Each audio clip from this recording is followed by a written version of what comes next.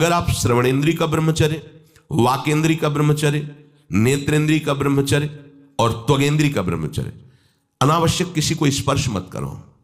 परस्पर विरोधी शरीर को तो भूल कर मत करो। विरोधी शरीर जैसे हमारा पुरुष शरीर है, सामने स्त्री शरीर है, तो किसी भी तरह से सेवा के लिए संकेत करना या किसी भी सेवा के लेन देन में बचाव पक्ष में रहो। यहां रख दीजिए सामान, फिर आप उठा लीजिए। सीधे हाथ में सामान लेना नहीं, सीधे हाथ में सामान देना नहीं, जमीन में रख दीजिए। बहुत पवित्र है तो आप कुर्सी पे जो भी आसन उसका हाथ में लेने का नहीं। परस्पर विरोधी भाव वाले शरीरों का स्पर्श बिल्कुल निषेध है, किसी भी कारण से ना किया जाए। मान लीजिएगा ये बहुत मतलब आवश्यक है, यदि आप इसमें चूक कर गए तो धीरे धीरे आप फिसल के वहीं खड़े हो जाएंगे जहां से चढ़ना मुश्किल है। किसी भी साधिका को, किसी भी साधक को परस्पर लेन देन हाथ में नहीं करना चाहिए। मानो हमारी बात, आपको माला देनी है, चौकी पे विराजमान करो, हम उठा लेंगे। हमें कोई सामग्री दे, ये सामान रखिए, आप उठा लीजिएगा। कभी भी कोई भी परस्पर मुस्कुराहट, बातचीत, ऐसे कोई इशारे यदि दिखाई दे तो आप बचो और उसको बचाओ। साधक है, साधिका है, उससे गलती हो सकती है, आपसे भी गलती हो सकती है। आप सत्संग सुनते हैं, आपको लगा कि इसकी मुस्कुराहट, इसकी कुछ चेष्टा ऐसी दिखाई दे रही है जो हमारे अंदर कामुकता पैदा कर सकती है, उसको भी बचाओ और स्वयं बचो, तो भगवान आप पर प्रसन्न हो जाएंगे। वो देख रहे हैं अंदर की बात। साधक को बहुत सावधान रहने की आवश्यकता। ये इसको खिलवाड़ मत समझो, इसीलिए कह रहे हैं ये अध्यात्म है, ये परमार्थ है। आपको लगेगा नहीं कि क्या हुआ, मैं कहां भ्रष्ट हुआ, ऐसी जगह खड़े हो जाओगे कि जान भी नहीं पाओगे कि मैं कहां चढ़ रहा था, दोबारा उत्साह भी नहीं आ पाएगा। बात अच्छे से समझ लीजिए। तो हमारी त्वगेंद्री का व्यभिचार ना होने पावे, सहसा किसी का इस पर किसी की भी अगर सेवा करने का सौभाग्य मिले, फिर उसमें ये प्रश्न नहीं होता। अगर कोई गिरा पड़ा है, भला ऐसी स्थिति में कि मुझे अत्यंत आवश्यक है उसे उठाना, अगर नहीं उठाते तो वो कष्ट पा रहा, अचानक कोई गिर जाए, फिर हम ये नहीं देखेंगे, फिर ये हम सूत्र नहीं स्वीकार करेंगे कि अब हम तो ब्रह्मचारी हैं, अब हम खड़े खड़े देख नहीं। उसको अत्यंत आवश्यकता है हमारी। अब उस समय हम भूल गए अपने आप को और उसको उठा करके अगर हमें अस्पताल ले जाना, अस्पताल ले जाएंगे, जरूरत है हम उसकी सेवा करेंगे। सावधान। वो भगवत भाव से की हुई सेवा तुम्हारे अंदर आध्यात्मिक शक्ति पैदा करेगी, काम भावना नहीं पैदा करेगी। हमारी माँ बीमार हो और हमें उसे पता चला कि शौच कर दिया है, हमें शौचाना पड़े, हमें उसका मल धोना पड़े, तो क्या हमें काम जागृत हो जाएगा? क्या मेरी माँ है, हमारी बुद्धि कभी ऐसी नहीं होगी। आपका पिता है, आप लड़की हो, कोई दूसरा रह नहीं गया और वो बीमार है, आपको ऐसी क्या काम जागृत हो जाएगा? क्या अगर ऐसी सेवा में काम जागृत होता तो कोई नर्स ही अस्पताल में नहीं होती। हर सेवा उसको करनी होती है, नर्स को, चाहे वो स्त्री शरीर हो चाहे पुरुष शरीर हो। परस्पर विरोधी शरीरों की सेवा पर कहीं काम थोड़ी जागृत होता है, क्योंकि उसको अपने सेवा धर्म से मतलब है। तो ये सेवा के समय इस सूत्र को न देखा जाए, पर ध्यान रखें, अत्यंत आवश्यक जहां आपके सिवा नहीं हो सकता, वहां अगर हमें ऐसा अवसर मिलता है कि सेवा उसे हो सकती है तो हम पहले उसे प्रेरित करेंगे। और अगर ऐसा है कि अब कोई नहीं है, फिर हमारा परम धर्म जागृत हो जाता है परहित का। अगर हमारा कोई निंदा भी करे, कोई शरीर की भी हानि हो जाए, अब हम परवाह नहीं करते। परहित सरिस धर्म नहीं भाई, इससे बड़ा कोई धर्म नहीं है। पर ध्यान रखें, भगवान को साक्षी करके ये उस समय की बात है जहां बिल्कुल कोई अब गुंजाइश नहीं रह गई है। त्वगेंद्री को ऐसे सहसा किसी आप पुरुष शरीरधारी पुरुष को भी सहसा इससे आप में शक्ति जागृत होगी। यदि आप वाणी को मौन रखते हैं और भगवान नाम जप करते हैं और सत्य बोलते हैं, तो आप जब कभी जो कुछ भी बोलेंगे वैसा ही सत्य होगा। गांधारी जी ने कोई तप नहीं किया था, जब सुना कि मेरा ब्याह धृतराष्ट्र से हो रहा है जो बाह्य नेत्र रहित है, उसी समय पट्टी बांध ली कि जब मेरा पति संसार को नहीं देख सकता तो मैं भी संसार को नहीं देखूं। जब मेरा पति मेरे रूप को नहीं देख सकता तो मैं भी किसी के रूप को नहीं देख, पट्टी बांध ली थी। जब महाभारत का युद्ध चल रहा था, बड़े बड़े वीरों को मार गिराया जा रहा था, गांधारी ने दुर्योधन से कहा, सुन, मुझे पता है कि भीम की गदा को तू झेल नहीं पाएगा, क्योंकि सबसे बड़ी बात भगवान का वरद हस्त उनके ऊपर है। दूसरी बात, वो पवन पुत्र है, वो जब अपने आवेश में आ जाएगा तो तेरी सामर्थ्य नहीं कि उसकी गदा के प्रहार को तू सह सके, पर मैं तुझे शक्ति प्रदान करूंगी। मैं एक पतिव्रता हूं, आज तक कभी पति का वरण करने के बाद कुछ देखा नहीं है। मैं अपने नेत्रों की पट्टी खोलूंगी, तू नग्न होकर मेरे सामने आ जाना। मेरी दृष्टि पड़ते ही वज्र का शरीर तेरा हो जाएगा, किसी की सामर्थ्य नहीं कि तेरे उस अंगों को तोड़ सके।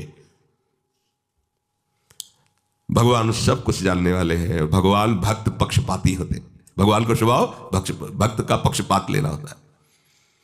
वो अपने महल से कॉरिडोर से जा रहा था गांधारी जी के पास, भगवान आ गए झट से, तो तुरंत उसने हाथ ऐसे लगा लिया, मुझे शर्म आनी चाहिए यार, तो हस्तिनापुर के सम्राट पद पर अभिषिक्त होने के लिए तैयारी कर रहा है, नंगे घूम रहा है गली में। उसने कहा गली में नहीं, माँ के सामने जा रहा है। अरे कोई बच्चा है, ऐसे जाया जाता है माँ के सामने? उसने कहा माँ ने कहा है कि हम पट्टी खोलकर तुम्हें देख लेंगे तो तुम्हारा शरीर वज्र का, चलो माना, माँ की आज्ञा का पालन करो, तो थोड़ा इन अंगों को तो ढक लो, अब तुम तो बड़े हो, कोई बच्चे थोड़ी माँ के सामने ऐसे चले जाओगे, ढकना चाहिए तुम्हें। वापस कर दिया। वो यहाँ ऐसे पत्तों से ढका, वस्त्र नहीं पहना, माँ की आज्ञा, ऐसे पत्ते से ऐसे कमर से ऐसे ढक लिया, पीछे आगे ऐसे। गांधारी जी ने पट्टी खोली और जे ही देखा पूरा शरीर वज्र का हो। तो ये क्या किया तूने, कमर में क्यों बांध लिया? मुझे शर्म लगती थी, कैसे आपके? बोले यहीं से मारा जाएगा, भीम की गदा का प्रहार तेरी सी जंघा और कमर को तोड़ देगा, तेरी मृत्यु। मान गई, प्रभु के विधान के आगे किसी का बल काम नहीं करता। गांधारी, ये केवल आंख में पट्टी बांधने की सामर्थ्य थी कि मेरा पति यदि अंधा है तो मैं भी किसी रूप को नहीं देखूंगी। अगर आप वाणी में संयम में रहते हैं ना, वो और भजन करते हैं और सत्य बोलते हैं, तो आप जो बोलेंगे वही होगा। पर ऐसा कुछ अनर्थ वो बोलता ही नहीं, क्योंकि ऐसा संयमी जान जाता है कि इन सब का फल भगवत प्राप्ति है, किसी को कष्ट देना नहीं है। एक एक इंद्री का जब आप ब्रह्मचर्य संयम करोगे तब आपका वीर संयम होगा। ध्यान रखना, आप नेत्रेंद्री से गंदे चित्र देखें, श्रवणेंद्री से गंदी बातें सुने, वाणी से गंदी बातें बोलें, रसेंद्री से गंदा भोजन करें और सोचे ब्रह्मचर्य रह जाएंगे, तो बिल्कुल नहीं, कदापि नहीं। ब्रह्मचर्य कोई खिलवाड़ नहीं है। जो ये तो हुआ इंद्रियों का, फिर आता है अंतःकरण का ब्रह्मचर्य। हमारा मन काम की तरफ तभी जाता है जब उसको निज सुख नहीं मिलता। ध्यान रखना, सृष्टि में जितने भी दुर्गुण दुराचार होते हैं उनमें दो प्रधान होते हैं, एक काम भोग और एक धन, और सब छोटी मोटी बातें हैं। प्रायः जितने भी हिंसा होंगी, जितनी भी भयानक घटनाएं होंगी, भयानक युद्ध होगा, उन दो में अंतर्गत ही होगा, दो के अंतर्गत ही होगा। या उसका कहीं ना कहीं काम से संबंध, स्त्री संबंध से या धन संबंध से है। चाहे जो भी घटना हो उसको देख लेना, प्रधानता दो में ही होगा, कंचन और कामिनी। कीर्ति में कीर्तिवान तो कोई कोई बिरले ही होते हैं, तो वो तो बहुत आगे की बातें हैं। पर प्रायः जितने भी युद्ध हैं, जितनी भी हिंसा है, जितना भी भयानक कुकृत्य है, इन दो में ही होता है।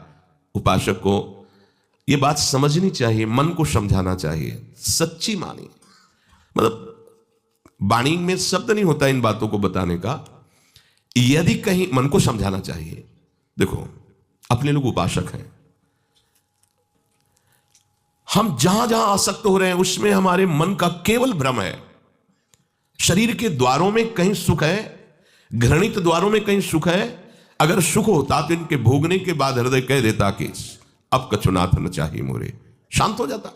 फिर ऐसा क्यों होता है कि उसको एक जगह तृप्ति नहीं होती, क्योंकि वहां सुख है नहीं। फिर सोचता है शायद उसमें हो, उसमें हो, उसमें हो। पूरे के पूरे युग के युग व्यतीत हो गए, कल्प के कल्प व्यतीत हो गए भोगते हुए, क्या सुख मिला? क्या स्त्री शरीर सोचता है पुरुष शरीर में सुख है, पुरुष शरीर सोचता है स्त्री शरीर में सुख है, या आदि आदि। अगर सुख होता तो पूरे ब्रह्मांड में पशु पक्षी कीड़ा मकोड़ा सब मैथुन धर्म से युक्त है, ये सब सुखी हो जाते हैं ना। जो जितना भोगा सकते उतना ही दुखी, देख लो, अशांत, क्लिष्ट, परेशान और पापाचरण युक्त। ये क्या है? मन को समझाइए। वैरागी भगवत मार्ग का पथिक मन के द्वारा ऑपरेशन करता है हर वस्तु का। ये सब, इसको ऐसा ना समझे कि बड़ी गुप्त बातें हैं। गुप्त बातें हैं प्रिया प्रीतम के दिव्य चिदानंदमय रहस्य की, ये गुप्त बातें नहीं, इनको समझो खोल करके। यदि आप किसी भी तरह से हस्तमैथुन आदि के द्वारा, गंदे दृश्य देख करके, गंदी क्रियाओं के द्वारा आप अपना नाश करते रहेंगे, तो ना आप इस लोक में सुखी रहेंगे ना परलोक में। मान लीजिएगा, ये बातें ना तो कही जाती हैं और ना सुनी जाती हैं और ना समझी जाती हैं। इसीलिए हमारा बहुत ही आगे की पीढ़ी जो सनातन धर्मावलंबी, जो भागवत, हर देश से महान भारत देश को क्यों कहा गया?